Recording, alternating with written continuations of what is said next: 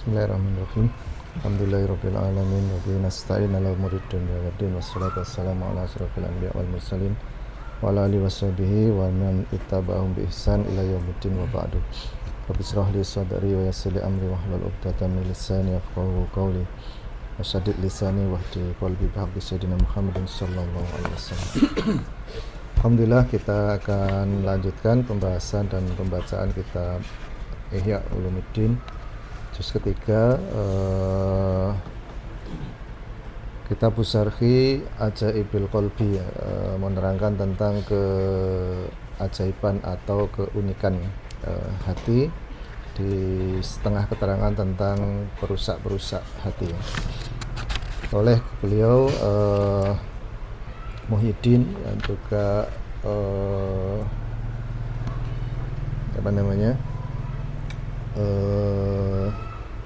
sebagai mujaddid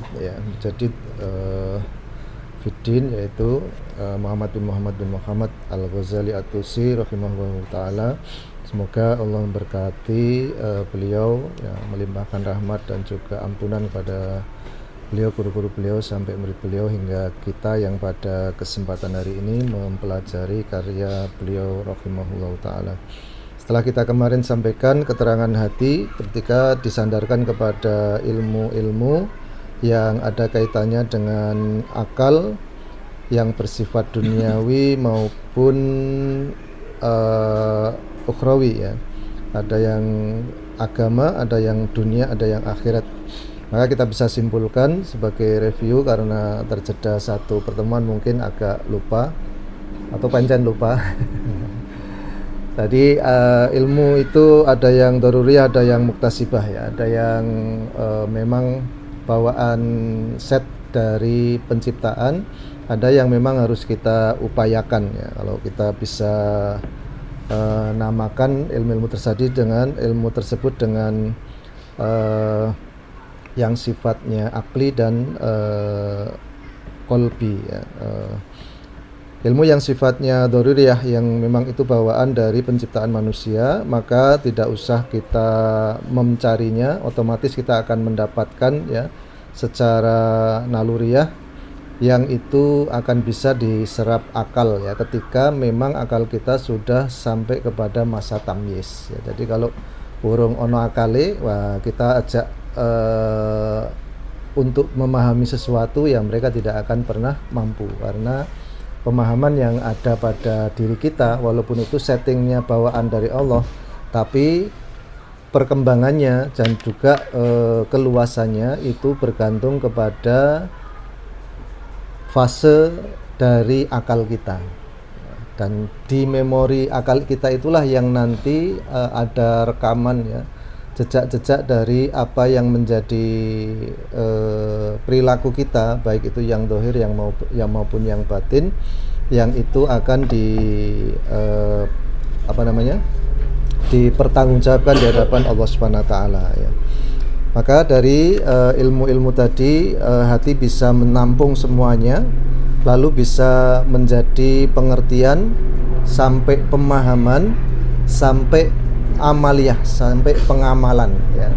Jadi tahapan ini memang tidak bisa dihindari.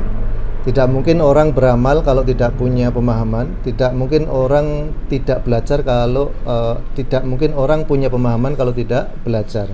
Maka dari pengetahuan, ya, lalu menjadi pemahaman, lalu menjadi pengamalan, itu satu proses. Kecuali memang nanti di bab selanjutnya ada yang disebut, ya, dengan ilham, dan ada yang disebut dengan observasi. Ya, ada ilham itu intuisi hati, kalau observasi itu usaha untuk bisa merasionalkan apa yang menjadi kejadian atau kebutuhan yang ada di sekitar kita, ya. Maka dari proses tadi, ya, ada ilmu-ilmu yang sifatnya diniyah, yang itu harus, ya, mengikuti dan taklid kepada Al-Quran, kepada As-Sunnah, dan juga pemahaman para ulama yang mempunyai kapasitas keilmuan untuk memecahkan persoalan-persoalan yang disebutkan di dalam Al-Quran maupun dalam As-Sunnah. Adapun akliyah ya, yang secara akal itu juga terbagi menjadi duniawiyah dan ukhrawiyah ya.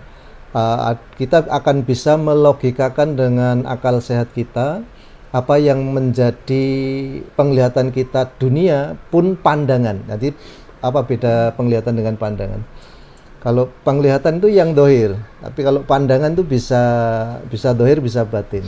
Maka ada visi, ada juga vision ya. Apa beda Pak? Vision atau visi pada sama. Kalau sin ya, penglihatan ya. Ada sin, ada penglihatan, ada vision, ada yang tampak, ada yang memang itu penglihatan kita dalam jangkauan tertentu yang akal tidak memungkirinya ya.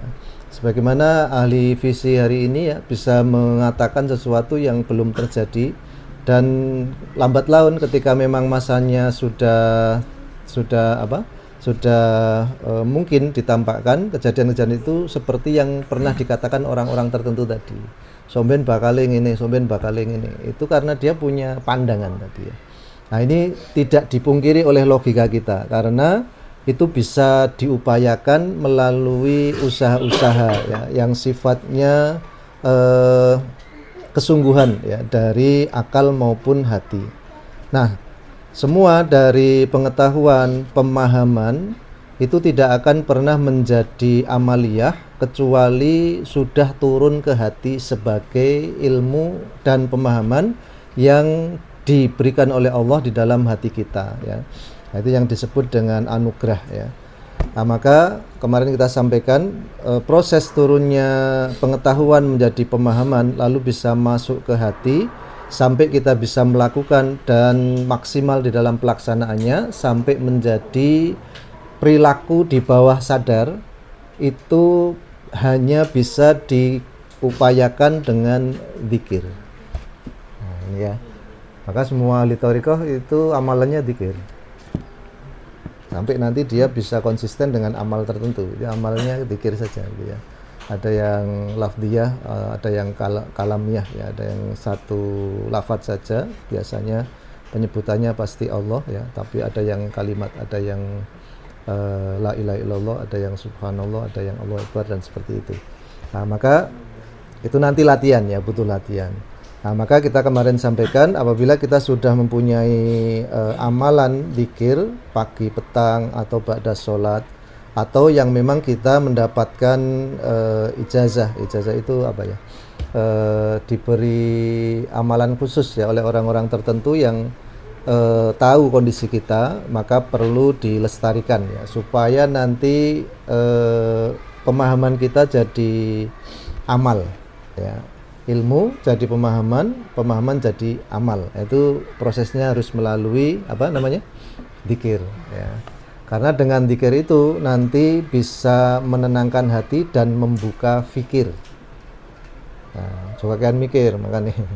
Nah, kan mikir rak tekan hatinya jadi gersang, nanti jadi tomak ya, jadi menuntut hal yang memang tidak wajar ya bagi kita. Tapi dengan dzikir hati kita bisa tenang, lalu bisa terbuka apa fikir kita, cara berpikir kita. Nah, begitu ya. Itu review dari yang kita sampaikan kemarin. Sebelum kita masuk bab selanjutnya, mungkin ada yang perlu diulang dulu atau ditambah keterangan dari yang kemarin dulu.